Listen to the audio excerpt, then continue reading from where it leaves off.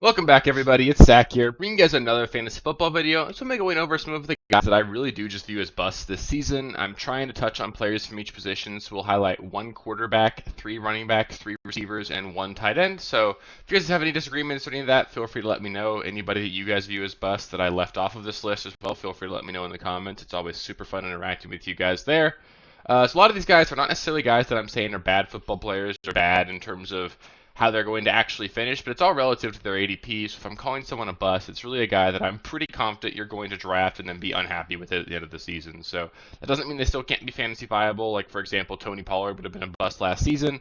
Finishes the RB14. It doesn't necessarily mean he was bad for fantasy, but based off of where you drafted him, I think everyone would agree that Tony Pollard was a bust last season. That's sort of the kind of player we're looking at here. Not necessarily guys that are going to be bad, but guys that just won't be living up to that ADP. So yeah, let's just get into the first player here.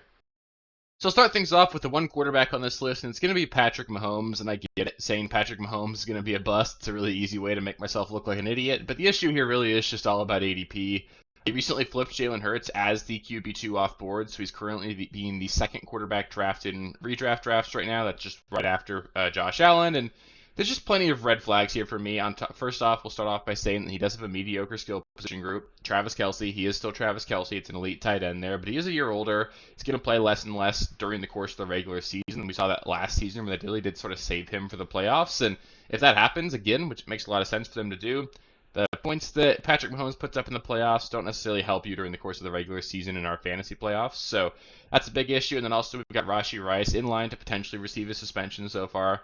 I haven't really heard anything about that in a while, so maybe that gets kicked down the road. Maybe that happens in 2025. But for now, I'm still assuming Rice will be suspended for some period of time this year. And after that, they added Xavier Worthy. He's just looks like a McCole Hardman clone to me. Marquise Brown, he's been extremely underwhelming. There's no true, really good wide receiver on this offense. And beyond that, the Chiefs still have one of the best defenses in the NFL. They were the number one defense in 2023, and there's no reason to assume they'll be any worse this year. So there's a lot of reason to think that the Chiefs can win a lot of games without putting up a lot of points. And then on top of that, Isaiah Pacheco's awesome. They've got a really good run-blocking offensive line. This is going to be a team that can win games by playing defense and running the ball. And if that happens, Patrick Mahomes doesn't need to put up 300 yards and 3 touchdowns every single week. On top of that, it's the fifth worst strength of schedule for the quarterback position in the entire NFL. Just means that last season, the opponents the Chiefs have this year did not give up very many fantasy points to opposing quarterbacks. I get it. Mahomes can definitely outperform all of that. He can certainly overcome all of these things and be a really good player. But I just don't see a world where he returns value for you. You're drafting him as the quarterback 2. I don't think he can realistically beat out everybody and end up as the quarterback 1.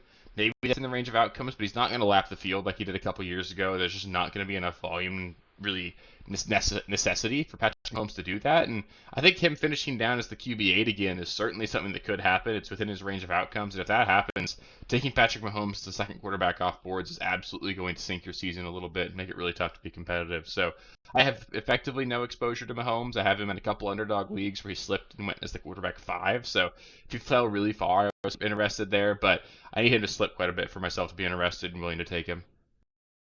Next up, we've got Aaron Jones, and the issue here is just that he's entering his age 30 season on a new team that's not exactly the archetype of a running back that has a very high hit rate. In general, when you get to running backs being this age, switching teams, there's a reason their previous team is willing to move on from them, and I think it makes a lot of sense. Aaron Jones was only able to play 11 games last season. He hasn't exactly been the model of health over the course of his career, and it's fair to assume that's only going to continue being an issue as he enters another year into his age. He's obviously a year older than he was last season. And beyond that, the Vikings are going to use Ty Chandler quite a bit. They have made it very clear they like Chandler and they want to get him the ball as well. So this is not going to be a situation where Aaron Jones is a workhorse running back on this offense. On top of that, Sam Darnold or a rookie quarterback will be playing for Minnesota.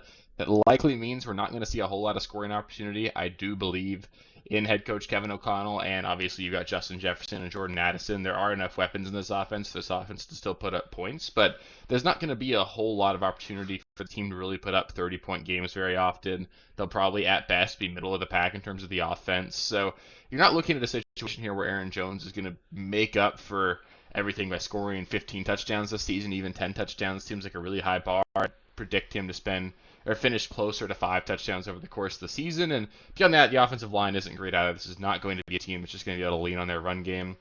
And he just currently goes way too early. He's the RB 18 off boards. There's a lot of running backs going after him, and I think we're going to finish a lot higher. And I wouldn't be shocked at all to see him finish outside the top 24. I could easily see him finishing down near RB 30 this season. And the RB 18, that's still a pretty high draft pick. So I don't find myself drafting much of him at all. It's just not worth the risk to me. Next running back on this list is going to be Zamir White. And the issue here with Zamir White is just that he's going to be in a timeshare in what should end up being one of, if not the worst offenses in the entire NFL. He's going to command the goal line role and the early down role, and I don't think there's really any debating that. But how many goal line opportunities are there really going to be for the Raiders? Like I said earlier, this is not going to be a team that's going to put up a lot of points. They're going to be a team that's going to have a slow pace of play. They're not going to throw the ball very much. It's going to be a team that wants to lean on their defense and do what they can to stay competitive during the course of a game, and that's not going to lead itself to a very high-scoring game very often. And on top of that, Amir Abdullah will be opting as the pass-catching back in this offense. I know that a lot of people have forgotten Abdullah. He's still there. He's going to be involved. They've got Alexander Madison. He'll steal a couple carries a game.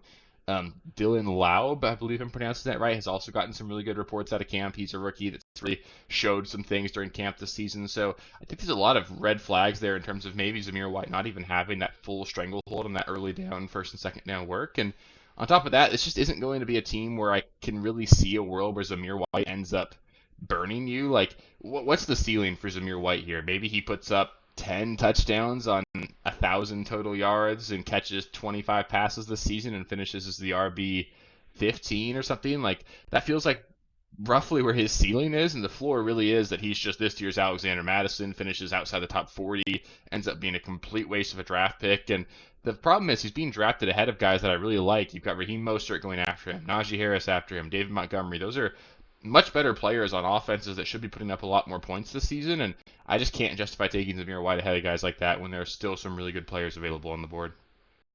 And the last running back on this list is going to be Nick Chubb, and this one sucks really because I've always loved Nick Chubb. He's been one of the most fun running backs to watch in the NFL, and I really am rooting for him to come back and be super relevant and perform at a high level like he used to, but reportedly, it sounds like he's not going to be ready by week 1, and even if he is, it's probably not going to be as a full-time player. So we're going to see a lot of Jerome Ford throughout the course of the season. This is a very significant injury. If you guys watched it last season, I hope you... it was a really brutal injury. It sucked watching it. It was one of the more gruesome injuries we've seen in a long time, and if anybody can come back from it, it is Nick Chubb, but it's just really tough to imagine an older running back coming back and performing at a high level after that. And on top of that, the Browns are going to be a much pass-heavier team than they have been in the past, bringing in Ken Dorsey as their new OC. They're going to run a spread offense. They've got a good skill position group with Amari Cooper, Jerry Jeudy, Elijah Moore, David Njoku. They're going to be able to throw the ball around quite a bit, and we're not going to see the days of Nick Chubb getting 20, 25 carries ever again, I don't think. And Jerome Ford currently just drafted as the RB 40. Nick Chubb goes as the RB 29. I think that makes Jerome Ford a much better value. I won't be shocked at all to see Jerome Ford finish ahead of Chubb this season. And the problem with taking Chubb is that there's still some good players on the board that I'm actually happy to go into the season as like a low-end starter for my roster. You've got guys like Jalen Warren, Brian Robinson, Tajay Spears. Those kinds of players are still available. Devin Singletary you can sprinkle in there. Those are players that you can start and use throughout the entire course of the season if you need to. And I think that that's just a little bit too early to be taking Chubb. I'd be more happy to take him like the mid-30s. And we do know that the floor really is that he just doesn't return to the field, ends up being completely worthless. So I doubt he beats that RB 29 ADP. Maybe he'll put up a decent stretch at the back half of last season where he's like a fringe RB2. But I think the days of him being a top-tier guy are over, and it's just time to sadly move on here from Nick Chubb.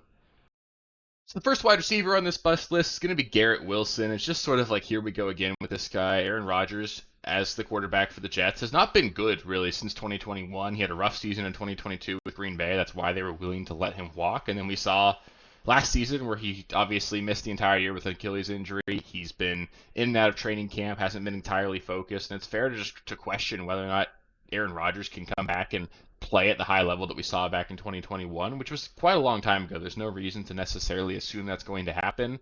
On top of that, this is going to be a team that throws the ball a lot less in 2024 than they did in 23. They actually, believe it or not, were top 5 in the NFL in pass attempts last season.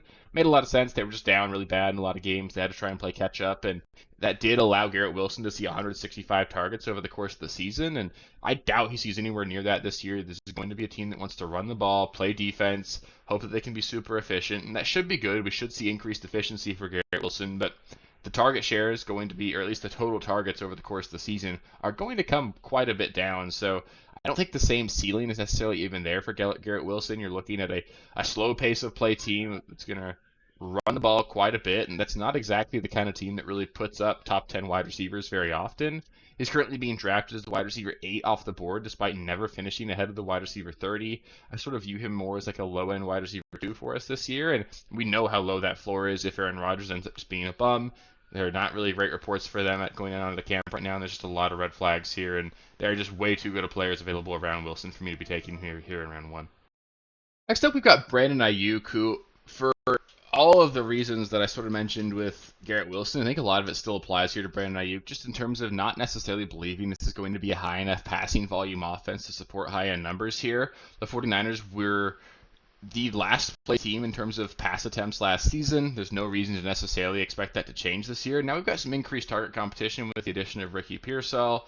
There is also the additional risk of a trade here. If Brandon Aiyuk is traded this season, we're probably looking at a trade to either the Steelers or the Commanders. It's tough to say that either one of those teams is going to be an upgrade for him. You're looking at another slow pace of play, run-heavy team in Pittsburgh, and then you've got a rookie quarterback in Washington. So there's no real upside case here if he's traded, and the issue here is just that the efficiency's got to come down from last season. He finished with 17.9 yards per catch in 2023. His previous career high was 14.8. So as great of a player as he is, obviously he could put up those high numbers again, but I don't see a world where he matches that same efficiency. He only had 105 targets last season as well. Remember, I was just mentioning Garrett Wilson had 165 last season.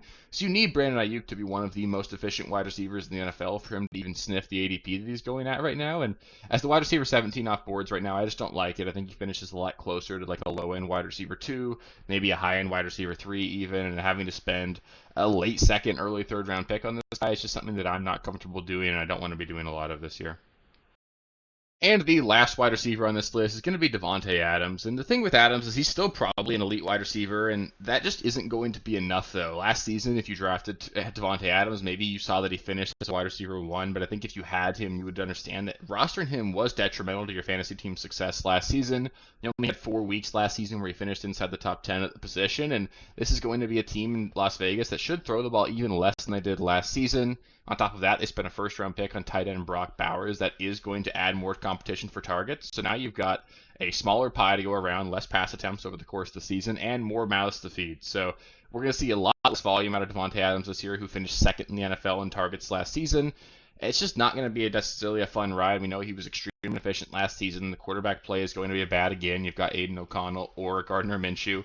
Neither one of those guys are guys that are going to support high-end fantasy production for this team. And on top of that, he's right at that age cliff. He's 31 years old. We've seen plenty of receivers enter this season at that age and just completely fall out. You've got guys like Jordy Nelson in the past, Andre Johnson, Julio Jones. There's a long list of these high-end elite wide receivers that just absolutely fall off a cliff at this point in their careers. So that does need to be in the back of our minds with Devonte Adams. And even if he's still really good, if he's still an elite wide receiver, he's going as the wide receiver 10 off boards right now. I think I would much rather have him as like my wide receiver 2. And the thing is, you're spending a late first, early second round pick on the guy. That's just way too early for me. I can't justify that because he's just not going to be. There's no way he really returns value in that draft pick. The ceiling for him is probably wide receiver 7, and the floor is probably wide receiver 50. So when that's the range of outcomes you're looking at for this guy, taking him as the wide receiver 10, that's just way too early for me. I can't do it this year. And the last player on this list is going to be a tight end in Sam Laporta. And the issue with Laporta is that he really is a really elite player. He's on an elite offense. This is a Lions team that could, for all intents and purposes, lead this entire league in touchdowns scored this season. But the problem is that you're spending a second-round pick on him, and you can take guys like Dalton Kincaid, Trey McBride, Mark Andrews in rounds 4 or 5, and I just don't really see anything that separates Sam Laporta from either one of those guys. Kincaid could easily be the number 1 target in a Josh Allen-led offense. McBride could be the 1 or 2 in a really good Arizona offense. Mark Andrews is the 1 for Lamar Jackson, and we've seen all those guys perform at a high level before. And on top of that, there are really great reports in Detroit out of camp for Jameson Williams. He's performed at a really high level so far in camp. We know that they're going to look to get Jahmyr Gibbs more involved as a pass catcher as well.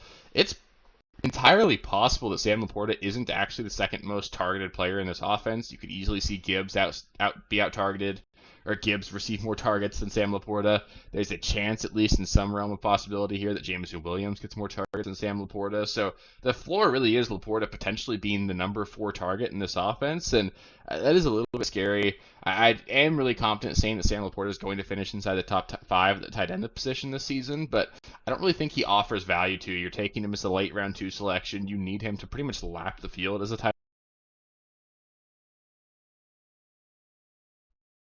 bad there. You need him just to lap the field as the tight end here. You need him to be the tight end 1 and be the tight end 1 by quite a bit, and I don't see that happening for him. He needs to get really lucky with touchdowns again, which he did last year, but you need him to probably perform better than he did even last season to do that. He wasn't even the tight end 1 in points per game last season. There's lots of reasons to not be super excited about what could happen here. I think the ADP is just too high. I can't get my head around spending a second-round pick on Laporta this year.